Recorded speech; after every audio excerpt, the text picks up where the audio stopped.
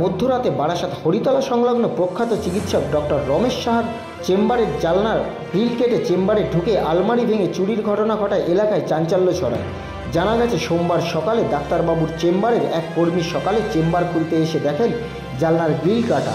এরপর চেম্বারের ভেতরে ঢুকে দেখেন আলমারির দরজা খোলা অবস্থায় পড়ে রয়েছে। তৎক্ষণাৎ তিনি ডক্টর রমেশ সাহাকে ফোন করেন। ডাক্তারবাবু জানান চেম্বারে থাকা একটি মোবাইল ও বেশ কিছু টাকা নিয়ে পালিয়ে গেছে দুষ্কৃতীরা। তৎক্ষণাৎ ডাক্তার রমেশ সাহা বারাসাত থানায় ফোন করলে সেখানে পুলিশ এসে সব কিছু খতিয়ে দেখে। রাতের অন্ধকারে চেম্বারে এইভাবে চুরি হওয়ায় হতাশ ডক্টর রমেশ সাহা। এদিন তিনি জানান, সকালে এসে আমি প্রথমে দেখি, আমি সকালে বাড়িতে ঘুমোচ্ছিলাম আর কি। এই সময় আমার চেম্বারে যে ছেলেটা প্রথম এসে চেম্বার খোলে আর কি, ও হন্তদন্ত হয়ে আমার বাড়িতে গেছে ধরুন 1:15 নাগাদ। তখন আমি বিছানা ছেড়ে উঠিনি, আর আমি শুয়ে আছি।